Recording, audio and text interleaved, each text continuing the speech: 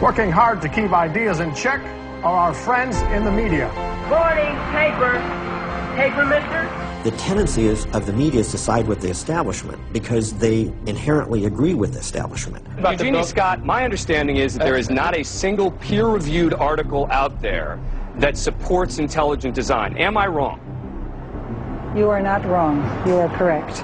I believe that we get coverage, but we always get coverage like we're the outsider, not like it's an even debate. But instead of merely reporting news, he analyzes it, often expressing his personal opinions. We constantly deal with reporters who refuse even to report the correct definition of intelligent design. They, over and over again, talk about life is so complex, God must have done it. Just admit it, it's religion. Very simple. You just can't, it's religion. It's a wanton distortion of our position.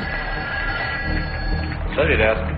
I've got a hot story here. You can look at Associated Press stories, and the same sentence will appear in those stories for 10 years. Intelligent design says that life is too complex. It's called a boilerplate. And the reporter never reports anymore or gets any new ways to say it, so the public understanding never advances. But what happens if a reporter decides to take a more balanced approach to intelligent design? There might be remarkable pressure on that reporter not to side against the evolutionists. I thought I told you to kill that story. Few reporters have learned this better than author and journalist Pamela Winnick. When she refused to take sides in an article she wrote about intelligent design, the Darwinists found a new favorite target. Number one, I wasn't Christian, I was Jewish. Number two, I wasn't religious. Number three, I was not taking a position in favor of creationism. I was writing about intelligent design, and it didn't matter. After I wrote that one piece, everything I wrote on the subject was scrutinized.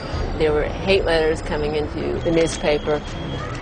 If you give any credence to it whatsoever, which means just writing about it, you are just finished as a journalist. Other journalists we spoke with told similar stories, but didn't dare appear on camera. And now, the presses are ready to roll. When all other checkpoints fail, there is always the courts.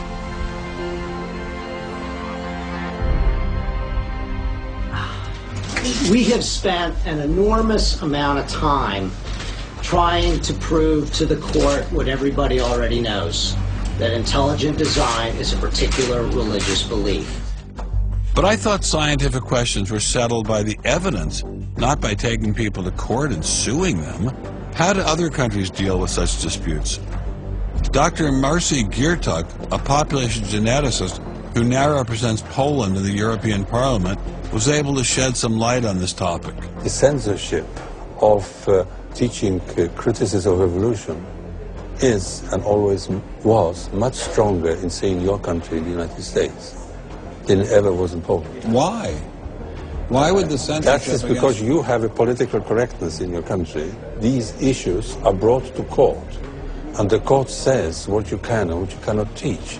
We want to know what you teach, what books you use, how you teach it. We never had that sort of way of deciding scientific issues in Poland. We never had the courts involved. So you are saying that as far as the teaching of science is concerned, Poland is freer academically than the United States. I think in this particular issue of evolution, I think this is true. But how effective are the courts in deciding such matters? What about the general idea that intelligent design is doomed as a result of several recent legal setbacks? I think court cases don't decide anything. I mean, if you look at the Scopes trial, who won that trial? It wasn't the evolutionists. I mean, it was the Tennessee law was upheld, barring evolution. And yet, in the popular imagination, Scopes is the hero. Inherit the Wind, that movie, which is really bogus history based on the Scopes trial, has carried the day. These issues go much deeper than any decision by a judge. The evolution debate does seem to run much deeper than the courts, much deeper even than science. To generate this level of hostility, ID must threaten something at the very core of the Darwinian establishment. The entire globe is today the site of a momentous conflict. It is the challenge of ideas.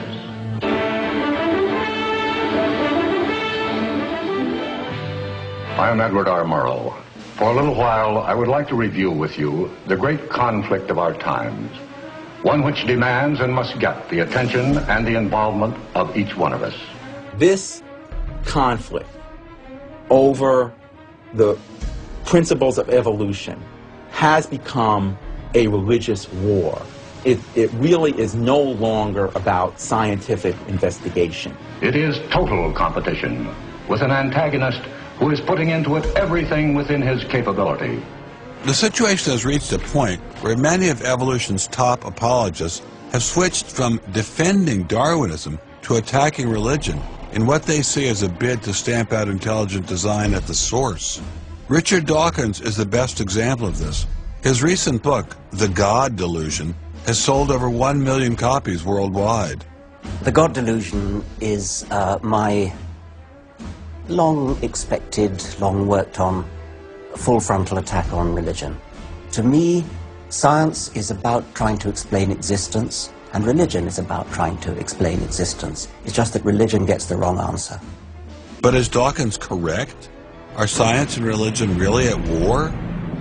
For an appraisal of this continuing and protracted conflict, we can go to a reporter who has watched the growing conflict with the perception of a trained military observer. Oxford professor Alistair McGrath, author of The Dawkins Delusion, seemed like the ideal person to answer my question. Richard Dawkins has a charming and very, I think, interesting view of the relationship between science and religion. They're at war with each other, and in the end, one's got to win, and it's going to be science. It's a very naive view. It's based on a complete historical misrepresentation of the way science and religion have interacted. Dawkins seems to think that a scientific description is an anti-religious argument. Describing how something happens scientifically somehow explains it away. It doesn't. But the questions of purpose, intentionality, the question why, still remain there on the table. And I think it was just a catastrophic mistake to have someone like Dawkins address himself to profound issues of theology, the existence of God, the nature of life. He hasn't committed himself to disciplined study in any relevant area of inquiry. He's a crummy philosopher. He doesn't have the rudimentary skills to meticulously assess his own arguments. Genius guy, though. Very smart guy. A little bit of a reptile, but a very smart guy. The opposing point of view in this conflict rests on a fundamentally different vision of man. If you have two distinguished scientists, and in fact you can range many more on each side, as you know, saying exactly opposite things, that's telling me that the conflict is not between science and belief in God. Otherwise you'd expect all scientists to be atheists. But it's a worldview conflict. It's between scientists who have different worldviews. You've got two competing explanations of the evidence. One says design, one says undirected processes. Both of them have larger philosophical or religious or anti-religious implications. So you can't say that one of those two theories is scientific and the other is unscientific simply because they have implications. Both have implications. People who tell you, for example, that science tells you all you need to know about the world, or that science tells you that religion is all wrong, or science tells you there is no God, those people aren't telling you scientific things. They are saying metaphysical things, and they have to defend their positions for metaphysical reasons.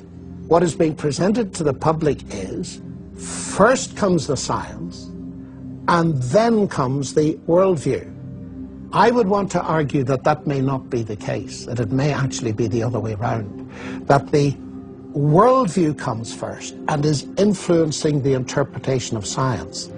My deep regret is some people are so deeply entrenched in their own worldviews that they will simply not countenance alternatives. I'm actually a person of the left. I'm not even a particularly religious person. I think of myself as kind of humanist. And I think it's sending a very bad message to religious people who are interested in science, that in some sense, in order to do science credibly, they have to leave their religious beliefs at the door. The founders of early modern science, Sir Isaac Newton, Robert Boyle, Johannes Kepler, Galileo, most of these early scientists all not only believed in God, but they thought their belief in God actually made it easier to do science.